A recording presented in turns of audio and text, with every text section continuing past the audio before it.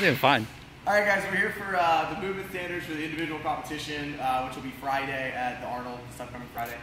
So we're just going to cover some stuff, guys. We're not doing a crazy in-depth walkthrough. The workouts are pretty straightforward and simple this year. So we're going to talk basically about movement standards. First thing on event one in the individuals is your Olympic total. So you have 20 minutes to work up the heaviest snatch you can possibly do and the heaviest clean and jerk you can possibly do. And you can allot your time however you want to. The only stipulation is once you move from snatch to clean and jerk, you cannot return back to snatch. That's it.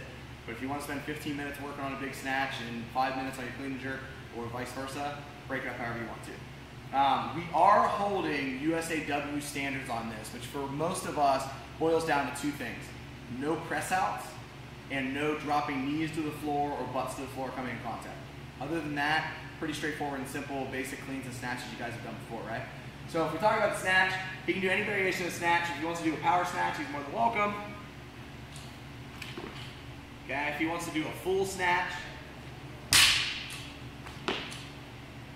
Okay, if he wanted to do a split snatch, we won't make him try that one. If he wanted to do a split snatch, he's more than welcome to.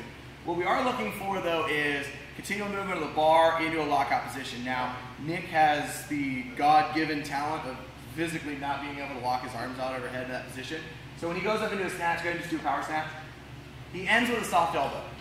Okay? So, not too shabby, but we're at least looking for an attempt at a straight elbow is going through. What he cannot do, go back down, try to catch one at your forehead and press it out.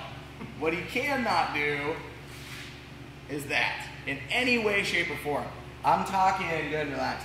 I'm talking even if you go to here and turn out, no rep. Okay, you've got to turn under the bar completely. So I'm going to hit, I'm going to pull myself down, and get into a full lockout position the whole entire way. Okay, again, if you're one of the people that has really shitty overhead mobility, first off, fix it. But secondly, for competition day, you're going to show your judge beforehand, hey, look, this is my lockout position. I've got a soft elbow instead of a nice, awesome lock bone on bone. We'll deal with it from that point on. But zero pressing out in any way, shape, or form. When we talk about the clean and jerk, same exact thing, guys. You can power clean. You can full clean. You can split clean if you wanted to. Yes. Yeah. You've got to bring his feet back together. And then it's pretty much shoulder, or it's either got to be a push jerk or a split jerk. You are not allowed to strict press. You are not allowed to push press. Again, we're maintaining USAW standard. So he hits his clean however the heck he wants to. He sets up and he has to legitimately do a jerk. So he can do a push jerk, locked out, pushing himself underneath the bar with no press out, or he can do a split jerk. Locked out, completely getting himself underneath the bar. No press out. Okay? So, bent elbows pushing, unacceptable. Soft shoulders, so be it. Okay? Soft elbow because you have shitty mobility, so be it. But any type of legitimate upward momentum created by pushing through the arms is completely out. Alright? So you better start practicing that if you haven't been doing it so far. Alright? So that's your Olympic total. You got 20 minutes. At 3, 2, 1 time, we transition directly to 10-meter shuttle sprints, or death by 10 meters. So we'll have, it'll be cones for you guys, or actually most likely kettlebells for you guys. But what it's going to come down into is you're going to have one marker here and one marker down 10 meters. Okay? Anybody who knows the death by quote-unquote structure, you're going to essentially run every minute on the minute a series of 10-meter sprints. It's going to increase every single round.